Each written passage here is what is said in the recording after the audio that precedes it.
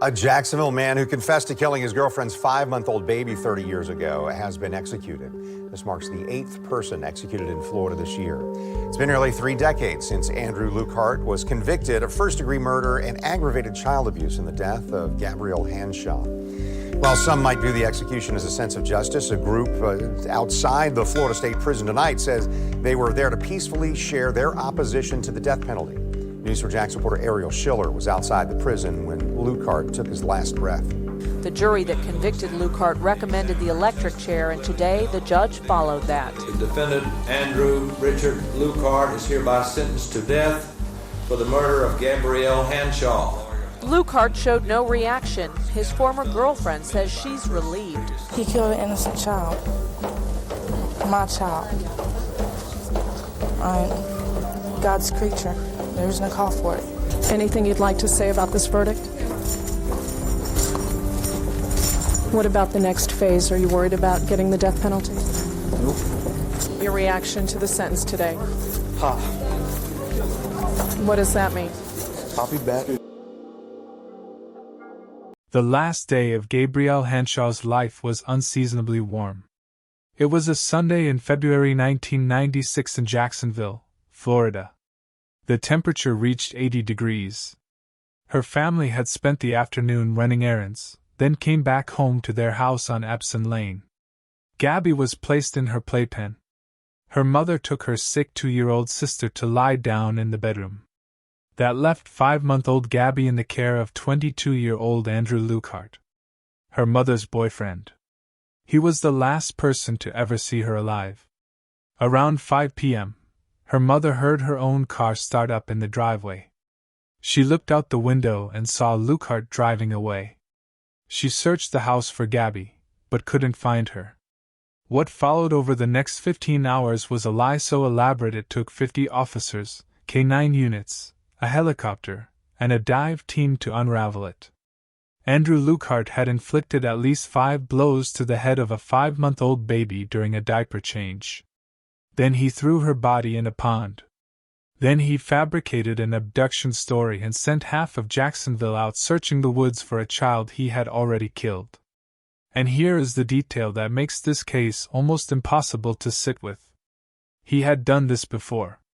2 years earlier, he had shaken another girlfriend's 8-month-old daughter so violently she suffered a fractured skull, a broken arm, 2 broken ribs, a broken leg, and brain damage that left her with seizures and permanent vision loss. He received 10 months in jail for that. He was still on probation for it when he killed Gabrielle. If you are new to this channel, support us. Like, subscribe, and turn on the notification bell. New videos like this drop every week. But to understand how it came to this, you need to go back to Jacksonville in the early 1990s. Because the real story starts long before a diaper change in the back den of a house on Epsom Lane, with a young man who had already shown exactly what he was capable of, and a system that gave him every opportunity to do it again. On June 2, 2026, the state of Florida executed Andrew Richard Lukehart for the 1996 murder of 5-month-old Gabrielle Hanshaw. But before we get to that needle, you need to know who Gabrielle was. And you need to understand every step of what happened in that house, and in the 15 hours that followed, before the truth finally came out. Gabrielle Hanshaw was just 5 months old. She went by Gabby. She was the younger of 2 daughters born to a young woman named Misty Rue. Her older sister Ashley was 2 years old. Gabby had been alive for 5 months. She had done nothing to anyone. She could not walk, could not talk, could not call for help, could not understand what was happening to her. She was in her playpen on a warm Sunday afternoon when the person her mother had trusted to watch her picked her up to change her diaper. She never came back to that playpen. Gabby's mother, Misty Rue, attended the execution on June 2, 2026. She declined to share a statement afterward. There are no words adequate to what she has carried for 30 years. The knowledge that she left her 5-month-old daughter in the care of a man who had already broken another baby's bones, and that she did not know it. Because the system that sentenced Andrew Lukehart to 10 months in jail for shattering an 8-month-old skull never told her. She had no idea who she was living with. Gabby deserved the chance to grow up, to take her first steps, to say her first words, to become whoever she was going to be. She was 5 months old, and she was killed during a diaper change. The perpetrator, Andrew Richard Lukehart, has just been executed for the crime he committed on February 25, 1996, when he was 22 years old. The fatal beating of his girlfriend's 5-month-old daughter Gabrielle Hanshaw in their Jacksonville, Florida home. Andrew Richard Lukehart was born on April 10, 1973, in Jacksonville, Florida. Evidence presented at his trial showed that he grew up in a home marked by alcoholism, violence, sexual abuse, mental illness, and profound loss. The dysfunction was deep and documented. His attorneys used every part of it during the sentencing phase, asking the jury to consider the broken environment that had produced the broken man in front of them. What that background cannot explain is the pattern of his abuse and killing. Because Andrew Lukehart had already done this once before Gabby was ever born. On April 14, 1994, Lukehart was in a relationship with another young woman who had an infant daughter named Jillian French. Jillian was 8 months old when Lukehart shook her so violently that she sustained a closed head injury, resulting in seizures that would follow her for the rest of her life, and permanent visual deficits that would never heal. She also suffered a broken arm, 2 broken ribs, a broken leg, and a fractured skull. An 8-month-old baby, broken in multiple places. Lukehart pleaded guilty to felony child abuse. The court sentenced him to 10 months in jail, 4 years of probation, and mandatory attendance at parenting classes and anger management programs. 10 months. For a fractured skull and 4 broken bones on an infant. He served his time, completed some of his probation requirements, and moved on. He found another girlfriend. Her name was Misty Rue. She had 2 young daughters, a 2-year-old named Ashley and a newborn named Gabrielle. Misty Rue did not know about Jillian French. Nobody told her. And Andrew Lukehart moved into her home on Epsom Lane, with her infant daughter sleeping in the next room. By early 1996, Andrew Lukehart was 22 years old and living in Misty Rue's house on Epsom Lane near Normandy Boulevard in Jacksonville. The household included Misty, her father, her uncle, 2-year-old Ashley, and 5-month-old Gabrielle.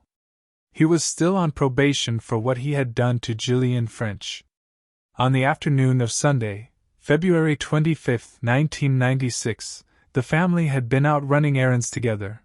Misty, Lukehart, Ashley, and Gabby, driving around Jacksonville in Misty's white 1981 Oldsmobile Regency. The temperature outside had climbed to 80 degrees. It felt more like summer than February. When they got back to the house on Epsom Lane, they settled in for the evening.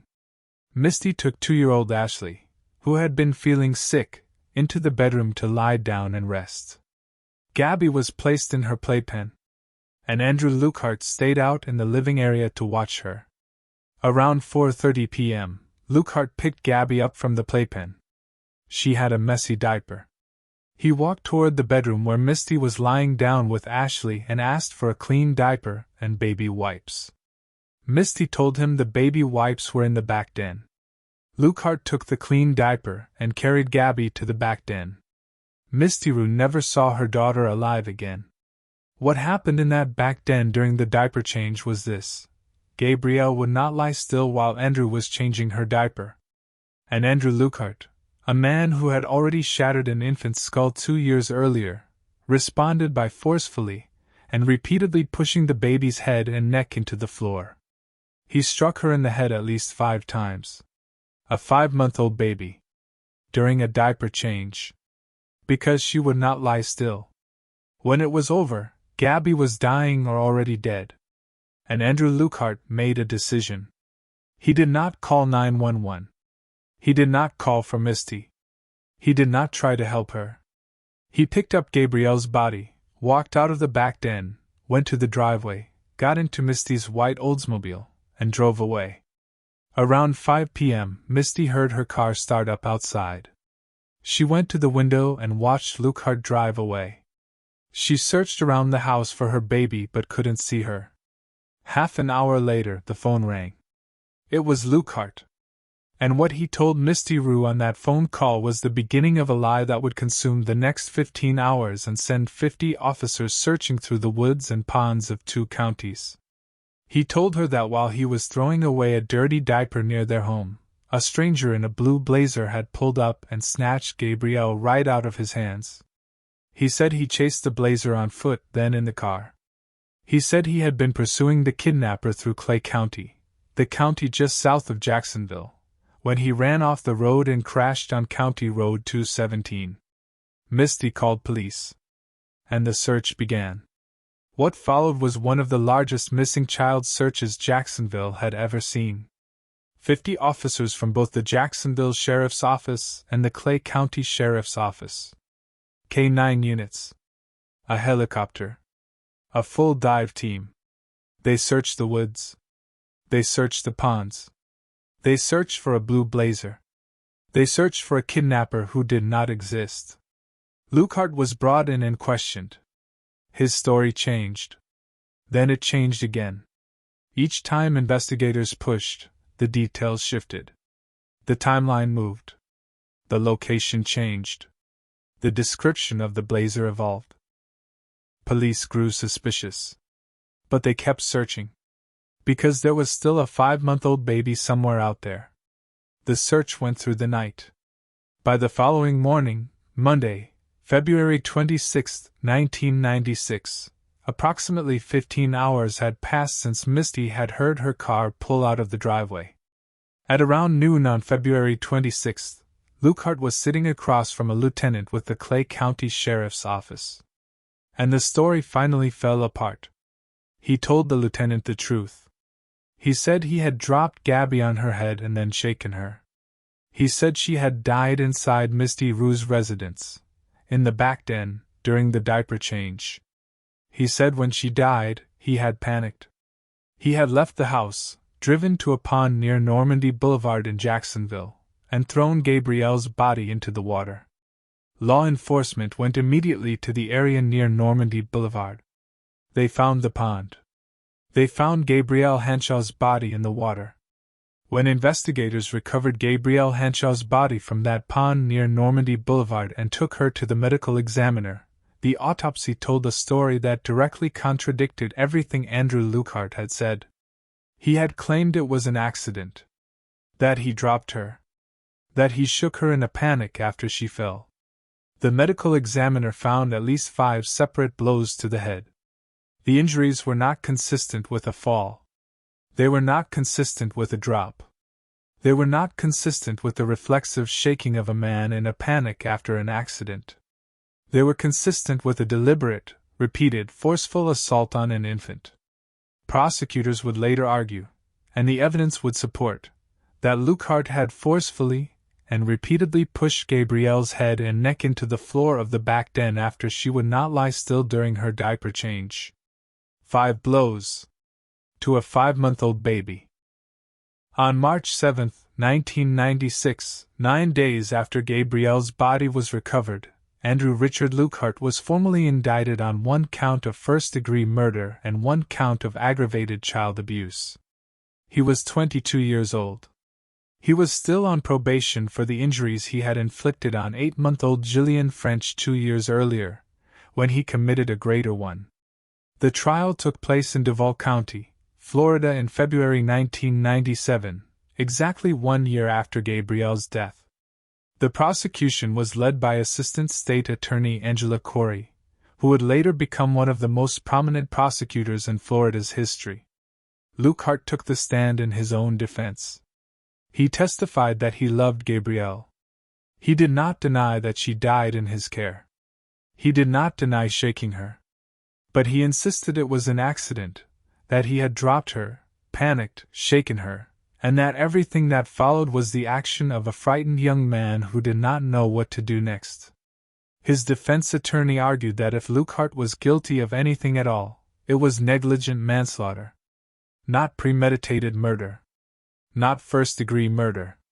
Angela Corey stood before the jury and said 7 words that have followed this case ever since. There is nothing negligent about 5 blows to a baby's head. The jury deliberated. They looked at the autopsy findings. They looked at the 5 separate impacts on the skull of a 5-month-old child. They looked at the prior conviction, at Gillian French's fractured skull and broken bones from 1994. And they looked at the 15-hour lie. The blue blazer that never existed. The kidnapper who was never there. The entire search that Lukehart had manufactured to buy himself time while Gabrielle's body sank in a pond near Normandy Boulevard. In February 1997, the jury found Andrew Richard Lukehart guilty of first-degree murder and aggravated child abuse. In a 9-3 vote, they recommended the death penalty. The judge accepted that recommendation. Andrew Lukehart was sentenced to death at the age of 23.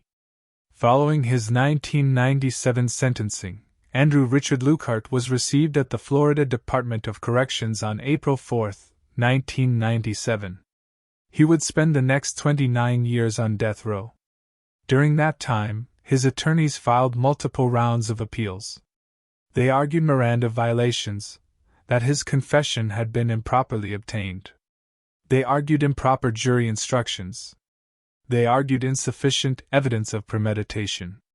They argued that his childhood, the alcoholism, the violence, the sexual abuse, the mental illness, the profound losses, had never been adequately weighed as mitigating factors. Every court that reviewed his case reached the same conclusion. His conviction and death sentence stood. On May 1, 2026, Governor Ron DeSantis signed Andrew Lukehart's death warrant. The execution was set for June 2, 2026, at 6 p.m. at Florida State Prison near Stark, Florida. His attorneys made their final legal moves in the days before the execution. The Florida Supreme Court rejected the final appeal for a stay. On Monday, June 1, 2026, the day before the scheduled execution, the United States Supreme Court denied Lukehart's final appeal as well. Every door was closed. Lukehart declined a last meal. He received no visitors in the hours before the execution. He did meet with a spiritual advisor, a priest, who would also be present inside the execution chamber when the time came. On the evening of June 2, 2026, it was time. At 6 p.m. on June 2, 2026, the curtain of the execution chamber at Florida State Prison near Stark went up on schedule. Andrew Richard Lukehart was already strapped to the table. The 4 was already in his arm. He was still and calm. At the foot of the table sat the priest who had met with him that day, there to pray over him as he died. When the warden asked Lukehart if he had a final statement, he raised his head. He looked toward a group sitting in the front row of the viewing area. He said, "I'm sorry." And then he recited the Bible verse Luke chapter 23 verse 34. The same words that Scripture says Jesus Christ spoke from the cross during his crucifixion. "Father, forgive them, for they know not what they do." Those were the last words Andrew Richard Lukehart ever spoke. The 3-drug injection began immediately after. Lukehart lost consciousness almost immediately. He did not appear to struggle. He did not appear to feel anything. Andrew Richard Lukehart was pronounced dead at 6:19 p.m. on June 2, 2026. He was 53 years old. He had spent 29 years on death row for what he did to Gabrielle Hanshaw in the back den of a house on Epsom Lane on the afternoon of February 25, 1996. He was Florida's 8th execution of 2026, the 36th execution carried out under Governor Ron DeSantis since he took office. Andrew Richard Lukehart is now gone. Gabrielle Hanshaw never got to take a single step. Never got to say a single word. She was 5 months old on a warm February Sunday in Jacksonville when the man her mother trusted to watch her picked her up for a diaper change and did not put her back down. Here is the question this case leaves behind. Andrew Lukehart was sentenced to death for the murder of Gabrielle Hanshaw. Nobody disputes what he did.